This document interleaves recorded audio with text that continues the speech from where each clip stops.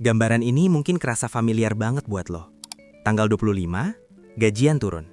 Notifikasi bank bunyi. Ting! Angka di saldo rekening lo kelihatan cantik banget selama sekitar 15 menit. Lo belum sempat mikir mau beli sepatu baru, lo belum sempat mikir mau nabung buat DP rumah, tangan lo udah gerak sendiri, kayak robot. Buka aplikasi M-Banking. Transfer 2 juta ke rekening ibu buat belanja pasar. Transfer 1,5 juta buat bayar BPJS, listrik, dan air rumah orang tua. Transfer 1,5 juta lagi buat SPP adik lo atau biaya obat bapak. Dalam sekejap mata, 5 juta lenyap, hilang begitu saja. Lo nggak beli barang mewah, lo nggak main judi online, lo bahkan nggak minum kopi mahal hari ini. Tapi uang itu hilang karena lo adalah anak berbakti. Dan malamnya, pas lo mau tidur, lo natap langit-langit kamar sambil mikir, gila, gue kerja banting tulang tiap hari cuma buat jadi ATM berjalan. Kapan giliran gue? Kapan gue bisa nabung buat hidup gue sendiri? Kalau lo pernah ngerasain sesek di dada waktu mikirin ini, bagus. Karena rasa sesak itu adalah sinyal. Sinyal bahwa ada yang salah dengan matematika keuangan hidup lo. Lo terjebak di posisi yang secara statistik hampir mustahil dimenangin kalau lo cuma ngandelin kerja keras dan doa. Lo itu generasi sandwich. Dan kalau lo nggak ngubah cara lo berhitung mulai hari ini, lo bukan cuma menanggung beban orang tua lo. Lo lagi nyiapin anak-anak lo nanti buat menanggung beban hidup lo. Lo lagi membangun rantai kemiskinan yang nggak ada ujungnya. Ini adalah sebuah siklus. Dan di video ini, kita bakal hancurin siklus itu pakai matematika. Nama gue Zack, dan gue akan ngebahas soal gimana matematika sederhana bisa menghancurkan atau menyelamatkan seluruh hidup lo. Kalau lo adalah orang yang merasa tenggelam dalam kewajiban keluarga, sementara lo mati-matian mencoba membangun masa depan sendiri, pastikan lo tekan tombol subscribe dan kasih jempol like di video ini kalau konten ini membantu lo.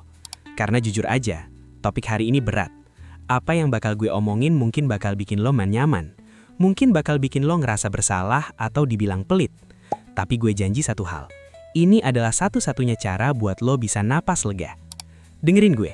Kita sering dengar istilah generasi sandwich, terhimpit di antara merawat orang tua yang menua, lapisan atas, dan membesarkan anak atau diri sendiri, lapisan bawah. Tapi kebanyakan orang nggak sadar seberapa parah dampak finansialnya secara jangka panjang. Di Indonesia, kita punya budaya yang, lihat, gue nggak bilang ini salah secara moral, tapi ini berbahaya secara finansial kalau nggak dikelola. Budaya anak adalah investasi.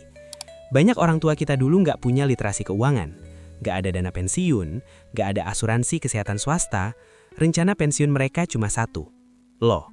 Statistik gak bohong. Menurut data BPS, rasio ketergantungan lansia di Indonesia terus meningkat. Dan masalahnya, biaya hidup sekarang gak sama kayak zaman orang tua lo beli tanah seharga kacang goreng tahun 90-an. Masalah utamanya adalah gini, kenaikan biaya kesehatan sekarang itu gila-gilaan, sekitar 10-12% per tahun. Harga properti naik jauh di atas kenaikan gaji rata-rata. Dan lo, dengan gaji UMR atau kelas menengah, diminta menanggung beban 2 rumah tangga sekaligus. Ini bukan cuma soal kurang duit, ini adalah bom waktu. Sekarang, mari kita masuk ke bagian yang paling gue suka tapi paling sering bikin orang nangis. Matematika brutal. Gue mau tunjukin apa sebenarnya arti 5 juta rupiah per bulan yang lo kasih ke keluarga besar itu. Katakanlah lo umur 25 tahun. Lo kasih subsidi ke orang tua dan adik lo total 5 juta rupiah per bulan. Lo pikir, ya udahlah, ini kewajiban, ikhlasin aja. Ini yang kebanyakan orang nggak sadar. Uang itu punya yang namanya biaya peluang, opportunity cost. Kalau 5 juta itu lo investasikan ke instrumen moderat, katakanlah reksadana saham atau obligasi negara dengan keuntungan rata-rata 8% per tahun, yang mana sangat realistis di Indonesia dalam jangka panjang, mari kita hitung. Kita tarik garis waktu selama 20 tahun, sampai lo umur 45 tahun. Visual, grafik animasi muncul di layar menggunakan rumus bunga majemuk. Skenario A, sandwich. Lo transfer 5 juta setiap bulan. Uangnya habis dipakai beli beras, bayar listrik, dan kebutuhan konsumtif orang tua. Nilai aset lo di akhir 20 tahun dari uang ini, 0 rupiah. Skenario B, investor.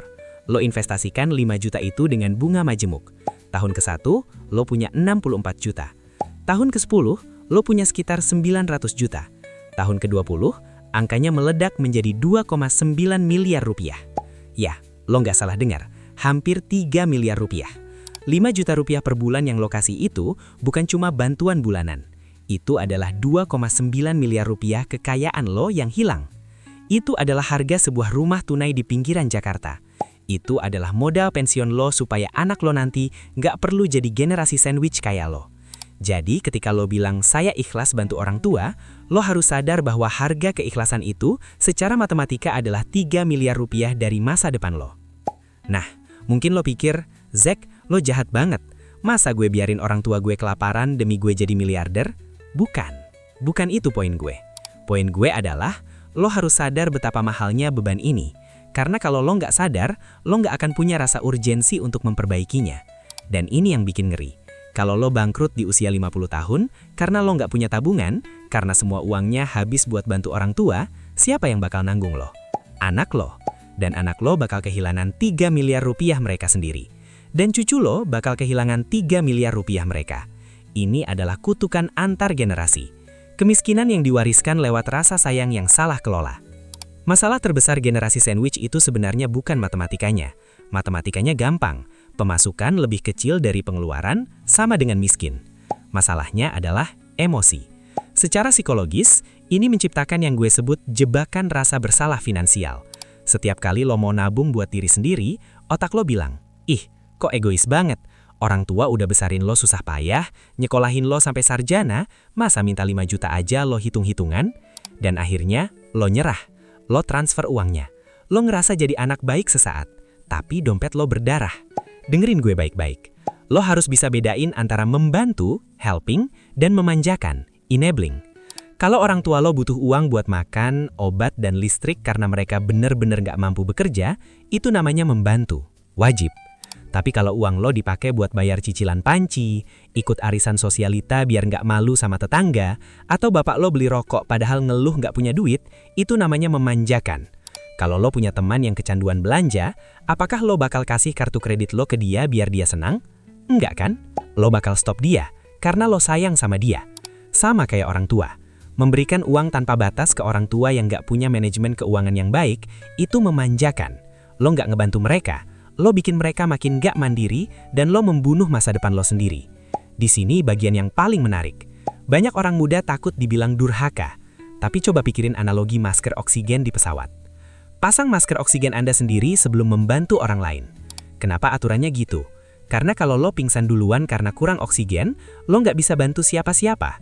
Dua-duanya mati. Sama kayak duit. Kalau lo bangkrut, lo dan orang tua lo sama-sama hancur. Menyelamatkan diri lo sendiri secara finansial adalah tindakan paling berbakti yang bisa lo lakuin. Karena dengan lo kuat secara finansial, lo baru bisa bener-bener ngebantu mereka di saat krisis. Jadi, gimana cara ngebenerinnya? Gue nggak bakal nyuruh lo kabur dari rumah. Kita bakal pakai strategi protokol masker oksigen. Ada 3 langkah konkret yang bisa lo lakuin hari ini juga. Langkah pertama, audit tanpa ampun. Lo harus tahu persis kemana lari 5 juta rupiah itu. Banyak generasi sandwich cuma transfer buta. Nih mah, 5 juta. Stop lakuin itu. Duduk bareng orang tua lo. Buka-bukaan. Minta rincian pengeluaran mereka. Cek apakah uang itu buat beli beras, atau buat bayar hutang pinjol konsumtif, atau buat sumbangan hajatan tetangga biar kelihatan mampu. Gue sering nemu kasus di mana anak muda kerja bagai kuda, ternyata uangnya dipakai orang tua buat gengsi. Itu adalah bunuh diri finansial. Lo berhak bilang, "Mah, Pak, aku cuma bisa bantu untuk kebutuhan dasar, makan, listrik, dan obat. Kalau untuk arisan, rokok, atau cicilan barang nggak penting, maaf, anggarannya nggak ada." Langkah kedua, batas atas yang keras. Ini bagian tersulit, tapi paling penting. Tentukan angka maksimal bantuan lo dan jangan pernah nambah, apapun yang terjadi, kecuali darurat medis nyawa. Aturan dasar, rule of thumb yang sehat maksimal 10-20% dari penghasilan lo untuk support orang tua lo. Kalau gaji lo 10 juta, alokasi maksimal buat ortu adalah 1 hingga 2 juta. Tapi Zack, mereka butuh 5 juta. Kalau lo cuma sanggup kasih 2 juta, ya 2 juta. Sisanya, mereka harus turunkan standar gaya hidup. Pindah ke kontrakan lebih murah, masak sendiri di rumah, jual aset yang jadi beban, tanah nganggur, mobil tua. Lo harus tegas sekarang demi selamat nanti. Kalau gaji lo 5 juta, dan lo kasih 4 juta ke ortu, lo bukan generasi sandwich. Lo adalah sapi perah. Dan sapi perah biasanya dipotong di akhir cerita. Langkah ketiga, pertahanan via asuransi. BPJS adalah kunci. Salah satu pembunuh finansial terbesar adalah biaya kesehatan orang tua. Kalau orang tua lo sakit dan nggak punya asuransi, lo pasti jual aset atau ngutang. Pastikan BPJS kesehatan mereka aktif. Kelas 1, 2, atau 3, terserah kemampuan lo. Yang penting aktif. Bayarin iurannya. Itu jauh lebih murah daripada bayar rumah sakit swasta tunai. Jangan gengsi pakai BPJS. Gengsi itu mahal. Orang kaya beneran pakai asuransi. Orang sok kaya bayar tunai sampai miskin. Gue tahu apa yang lo pikirin. Teorinya gampang, Zack. Ngomongnya gimana? Ngomong sama orang tua soal duit itu emang canggung. Rasanya kayak mau perang. Tapi lo harus punya percakapan itu. Kuncinya adalah bingkai pembicaraan ini sebagai keamanan bersama, bukan tentang lo yang pelit. Nih, gue kasih naskahnya. Catat atau screenshot bagian ini. Lo duduk sama mereka dan bilang gini, "Pak, Bu, aku sayang banget sama kalian. Aku pengen bisa jagain kalian sampai tua nanti. Justru karena itu, aku harus atur keuangan aku sekarang dengan ketat. Kalau aku habisin semua gajiku sekarang, nanti kalau ada apa-apa 5 atau 10 tahun lagi, aku nggak punya tabungan sama sekali buat nolong bapak atau ibu. Kita semua bakal susah. Jadi mulai bulan ini, aku cuma bisa kirim segini. Sebut angka maksimal lo. Ini supaya aku bisa nabung buat dana darurat kita. Kita harus cukup-cukupin segini ya Pak, Bu. Ini demi keamanan kita bareng-bareng." Lihat bedanya?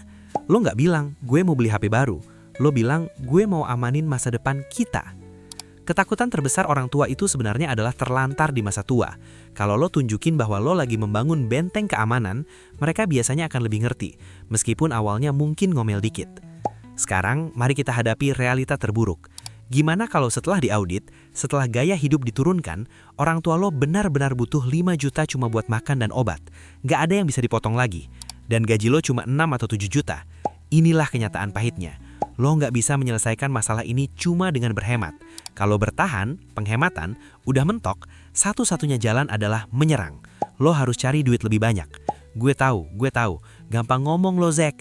Tapi dengerin gue, kalau lo punya beban 5 juta per bulan yang nggak bisa ditawar, lo nggak punya hak istimewa untuk kerja biasa-biasa aja. Lo nggak punya hak istimewa untuk pulang kerja jam 5 sore, terus nonton film atau main medsos sampai ketiduran. Itu hak istimewa orang yang nggak punya tanggungan. Lo lagi dalam keadaan perang. Anggap beban 5 juta itu sebagai hutang nyawa. Gunakan itu sebagai bahan bakar. Kalau temen lo bisa santai di akhir pekan, lo harus cari kerjaan sampingan. Lo harus belajar keahlian baru buat minta promosi atau pindah kerja. Lo harus jualan online, apapun itu. Karena matematikanya jelas, gaji 7 juta dikurang beban ortu 5 juta sama dengan sisa 2 juta. Dengan sisa 2 juta di Jakarta atau kota besar, lo hidup di garis kemiskinan. Lo nggak akan pernah bisa beli rumah. Lo nggak akan bisa nikah dengan layak. Lo harus cari cara gimana penghasilan lo jadi 12 juta, 15 juta, 20 juta. Ubah mental korban, kenapa sih nasib gue gini, menjadi mental pejuang. Gue butuh 10 juta tambahan per bulan karena gue nggak mau anak gue ngerasain penderitaan ini. Marah itu boleh, frustasi itu wajar, tapi gunakan kemarahan itu buat kerja lebih cerdas dan lebih keras dari orang lain. Memutus rantai generasi sandwich itu mungkin hal paling susah yang bakal lo lakuin seumur hidup lo. Lo harus ngelawan budaya, lo harus ngelawan rasa bersalah di hati lo sendiri. Lo harus kerja 2 kali lebih keras dari teman-teman lo yang orang tuanya kaya. Tapi bayangin ini, bayangin 20 atau 25 tahun lagi, anak lo lulus kuliah, dia dapat gaji pertamanya, dia datang ke lo dengan mata berbinar-binar, siap mau kasih sebagian gajinya ke lo, karena dia pikir itu kewajiban dia. Dan lo pegang pundak dia, lo senyum, dan lo bilang, "Nak, simpan uangmu. Papa dan mama sudah aman. Kami punya dana pensiun sendiri. Kami punya asuransi sendiri. Uang ini buat kamu. Investasikan buat masa depanmu. Pergi, kejar mimpimu. Kamu bebas." Itu adalah hadiah terbesar yang bisa lo kasih ke darah daging lo. Bukan warisan harta, tapi warisan kebebasan. Dan kebebasan itu dimulai dari keberanian lo hari ini buat bilang cukup, buat berhitung dan buat bertindak logis. Kalau lo ngerasa video ini nampar lo banget, gue punya tugas buat lo. Coba cek mutasi rekening lo 3 bulan terakhir. Hitung total rata-rata berapa yang lo kasih ke keluarga. Terus hitung pakai kalkulator investasi. Kalau angka itu lo investasikan, bakal jadi berapa 10 tahun lagi. Tulis angkanya di kolom komentar. Gue pengen lihat seberapa besar biaya yang kita korbankan bareng-bareng. Mari kita saling dukung di kolom komentar, karena perjalanan ini nggak nyaman sendirian. Dan tolong bagikan video ini ke grup WhatsApp keluarga lo, ke teman-teman lo yang senasib, biar makin banyak orang Indonesia yang melek dan kita bisa mutus rantai generasi sandwich ini bareng-bareng. Jangan lupa like, subscribe, dan nyalain loncengnya biar lo nggak ketinggalan strategi finansial brutal lainnya. Gue Zack, Kelola uang lo atau uang yang akan mengelola lo. Sampai jumpa.